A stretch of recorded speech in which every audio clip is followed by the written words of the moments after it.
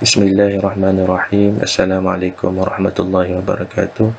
Bertemu kita lagi dalam kelas DEA 3323 Control System. So hari ini kita akan mempelajari satu topik baru, iaitu bahasa pengaturcaraan. Semoga perkongsian ilmu ni dapat memberi manfaat kepada pelajar-pelajar lah. Kepada pelajar kita akan belajar bahasa pengaturcaraan ini dengan lebih detail di dalam kelas. So video ini adalah sebagai video rujukan untuk para pelajar lah. Okey, so kita teruskan ke slide PowerPoint kita. So bahasa pengaturcaraan, kita dah belajar tentang sistem PLC, dan kita tahu PLC satu bahagian yang kita panggil sebagai pengaturcaraan. Kita ada dua kaedah situ, iaitu satu kaedahnya menggunakan konsol dan satu lagi menggunakan software. Menggunakan software. So untuk melakukan ataupun untuk mereka bentuk pengaturcaraan, kita mestilah mengetahui bahasa pengaturcaraan itu sendiri. So antara bahasa pengaturcaraan adalah litar tetangga, rajah tetangga ataupun ladder diagram.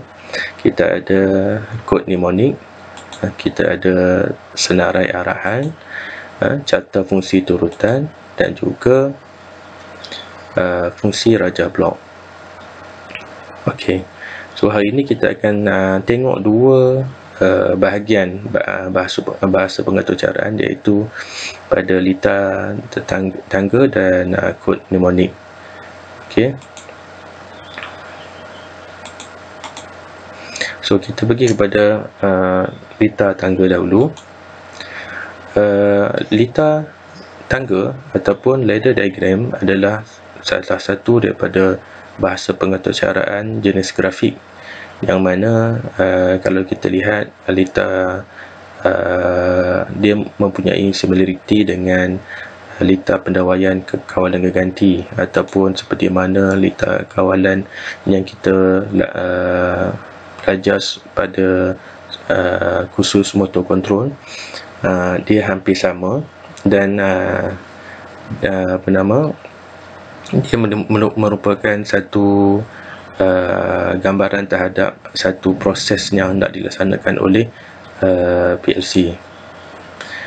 Okey, kemudian rajah tetangga yang dibina melalui software ataupun konsol akan dimuat turun ke PLC menggunakan kaedah ataupun menggunakan komputer ataupun konsol untuk kita kata di-uploadkan ke set PLC, dan untuk kita menilai output yang telah kita rancang, adakah dia mengikut perancangan ataupun tidak.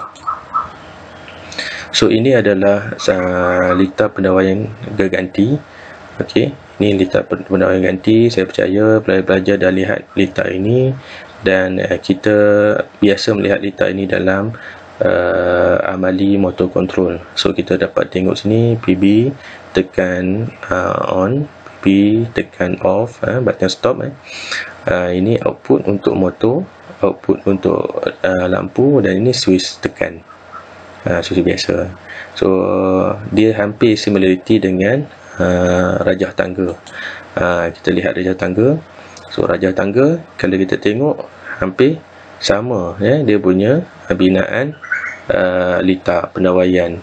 Dekat sini kalau kita tengok tadi, atas ni PT1 nya dalam bentuk PB tekan, dan ini kita panggil tekan buka. Di dalam PLC kita panggil dia normally open.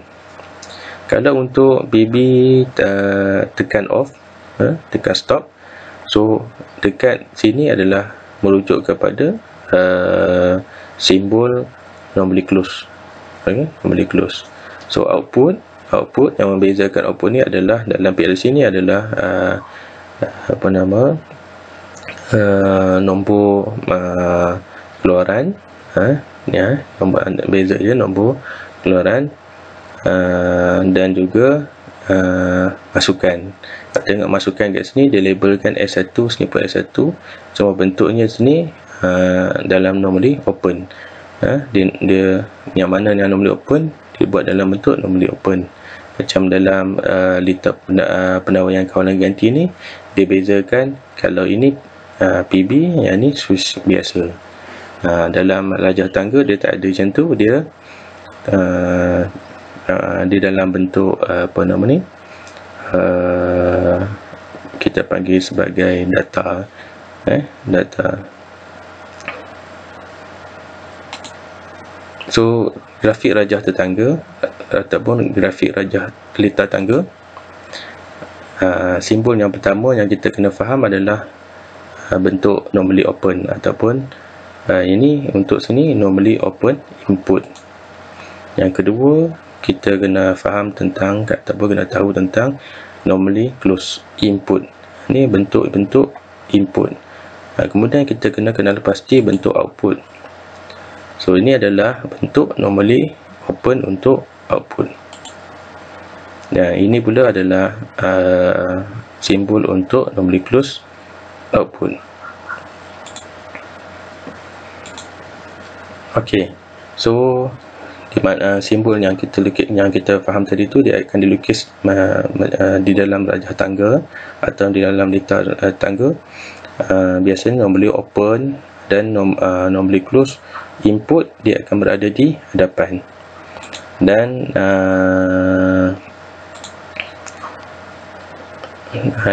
ini adalah normally close untuk input berada di bahagian depan dan tengah lah, dan untuk output dia akan berada di bahagian belakang. Okey, yang ini adalah garisan arahan yang kita panggil sebagai rang. Okey, yang ini adalah simbol keluaran yang berada dalam keadaan normally open dalam litar. Yang ini simbol keluaran yang berada dalam normally close. Dan kita ada bus bar di bahagian hujungnya. So setiap pengeluar PLC dia mempunyai kod alamat yang tersendiri, dan alamat-alamat ini biasanya membezakan antara jenis PLC ataupun model PLC. Dia bergantung juga dengan penjenamaan PLC. Bagi sesetengah PLC, kod alamat akan ditukar secara automatik apabila ditulis dalam perisian komputer. Ini kalau kita gunakan software, kadang-kadang kita tulis tu dia dah keluar apa namanya, nombor-nombor PLC. Nanti saya akan tunjukkan lebih detail dalam apa nama, macam mana kita nak gunakan software Omron. Bila kita type tu dia akan keluar, kita drag simbol tu dia akan keluar.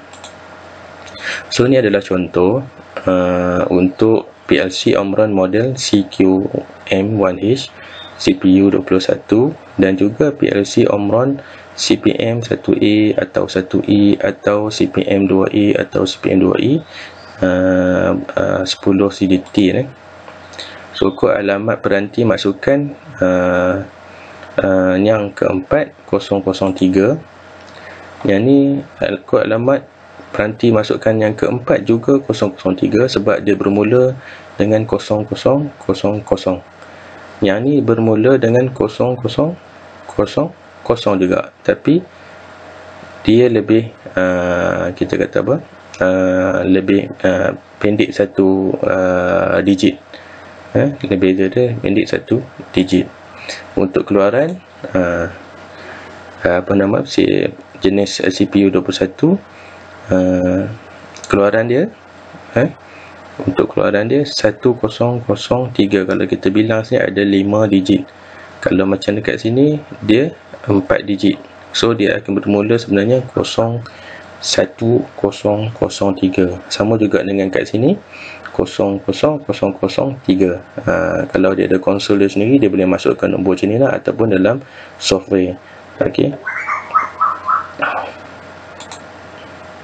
So contoh bagi model CQ M1H CPU 21, kod alamat peranti masukan yang pertama dia bermula dengan 0.00. Kalau kita tengok nombor perpuluhan ni berada di depan, ini adalah untuk peranti masukan. Dia kalau untuk peranti keluaran, dia akan wujud 100 di depannya, lepas tu baru ada nombor perpuluhan, baru 00. Kalau ini contoh untuk kita faham lah, yang 00 ni adalah nilai yang berada di masukan. Kalau 01 masukan juga. 00 ni yang berawal 01, 02, 03 dan seterusnya. Ini adalah alamat kod modul masukan yang pertama. Okey. Yang ni pula adalah kod alamat peranti keluaran. Dia jadi 01, sama macam tidak 00, 01, nak membezakan antara satu peranti keluaran dengan satu peranti keluaran yang lain. Tetapi di depannya standardnya kena ada 100. Ini menunjukkan 100 ni menunjukkan ini adalah untuk modul keluaran. Okey. So sebenarnya yang kita ceritakan tadi itu semuanya berkaitan dengan data operand. Data operand, kalau kita belajar dalam dalam kelas sebelum ni, saya dah ceritakan tentang data operand. So itu yang sama dengan data operand. Itu yang kita bincang sekarang ni adalah data operand ataupun operand data yang kita masukkan ke PLC. Ini nak mengenal pasti dia punya input dan yang mana satu untuk peranti masukan, yang mana satu untuk peranti keluaran. So kita pergi ke tajuk seterusnya, iaitu operasi letar tangga. So dalam operasi letar pendawaian kawalan ganti ini, dia membezakan kod alamat dan juga simbol. Seperti menghidupkan dan matikan letar elektrik, switch tutup. Switch tutup ni switch on lah. Switch on ni maksudnya membenarkan arus mengalir. Switch buka ataupun switch off menghalang arus mengalir. Okey, ini pada keadaan awalnya macam ni. Maksudnya sekarang ni di depan ni ada load, sini adalah switch N dalam keadaan normally close. Ini output, ini motor, untuk output motor. Maksudnya kalau kita anggapkan kat sini ada switch tekan. Bila kita tekan, maksudnya litar akan membenarkan arus berfungsi. Tapi dalam keadaan awal, ini adalah switch tekan on, ataupun yang seperti kita bincang tadi, switch tekan on. Ini adalah switch tekan off. Maksudnya ini kalau selagi kita tak on kan, maksudnya laluan ni tidak dibuka. Sama juga dengan switch yang di bahagian ni. Ini adalah dalam keadaan normally open. Normally open, pada awalnya dia tidak berfungsi. Bukan tidak berfungsi, maksudnya dia tidak membenarkan arus melalui. Selepas kita tekan dia, ataupun ini switch on ni kita tekan dia, apa yang berlaku, baru dia membenarkan arus ini melalui litar. Macam ni. Bila kita tekan, dia akan jadi macam normally close, ataupun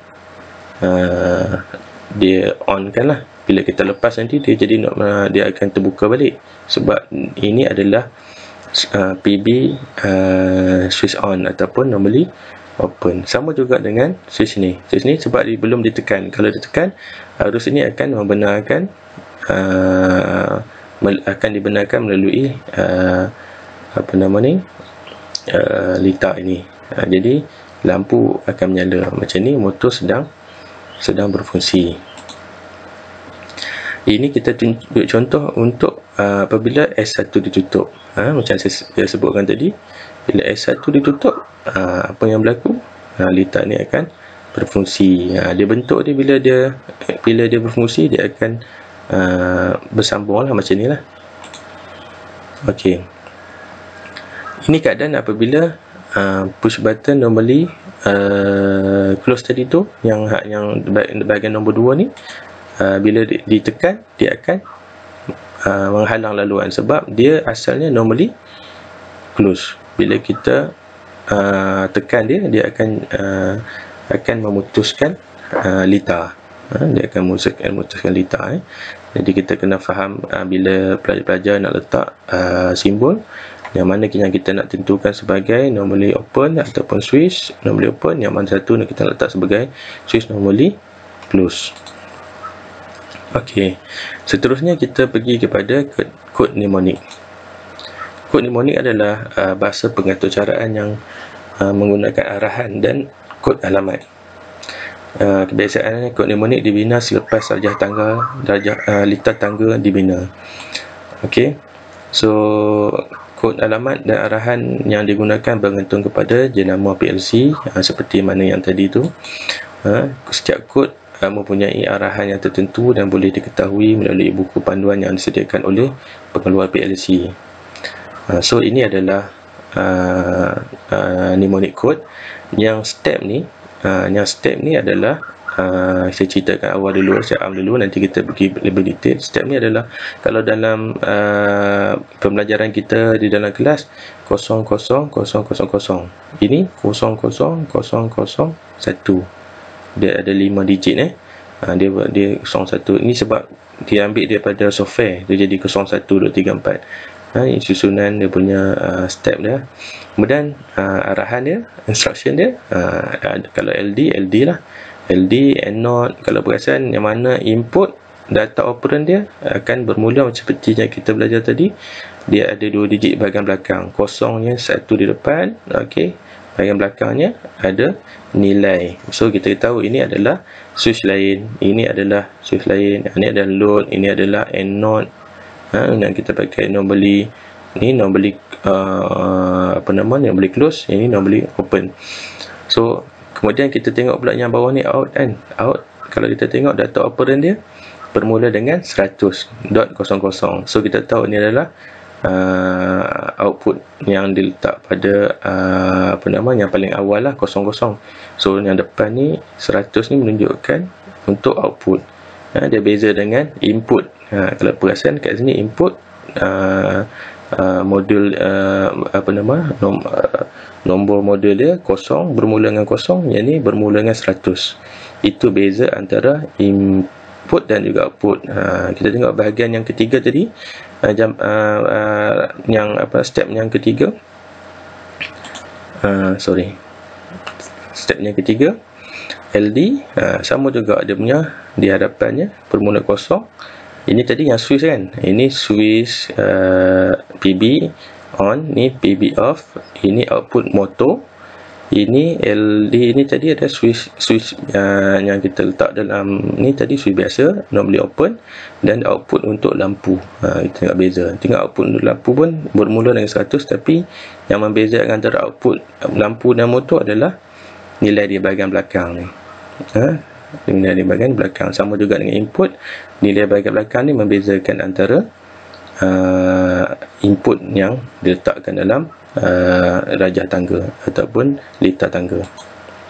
So kita pergi kepada kod arahan asas. Kod arahan asas ni, kalau LD ni digunakan untuk setiap awalan peranti masukannya, awalan pada permulaan garisan di sebelah kiri atau satu blok, dan peranti yang masukkan dalam keadaan NO lah. So biasanya LD memang dalam NO lah. Kalau kita buat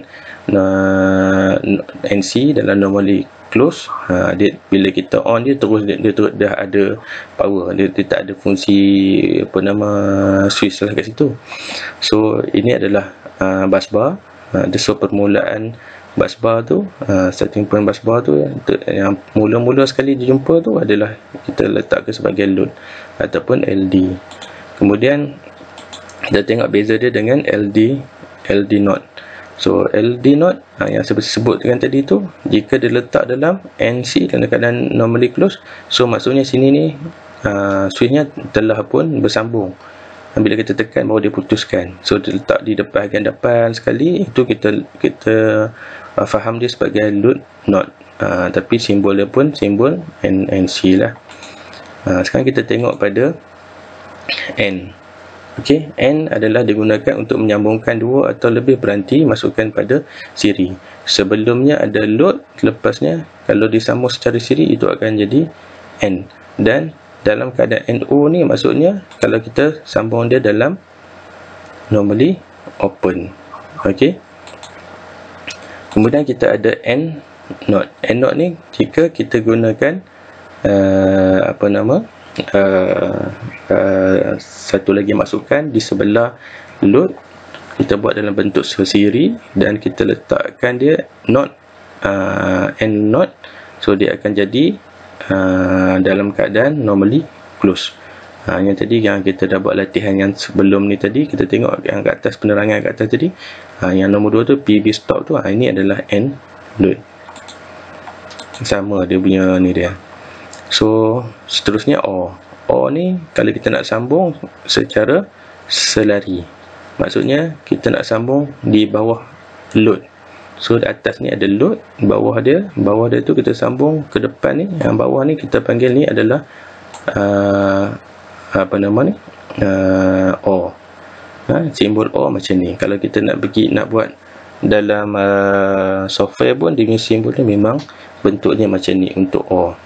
Kemudian kita ada O not. O not ni dalam keadaan normally close lah. Beza dia cuma ada bar tu, ada garisan not. So macam tadi juga, atas ni load, bawahnya disambung dengan O not.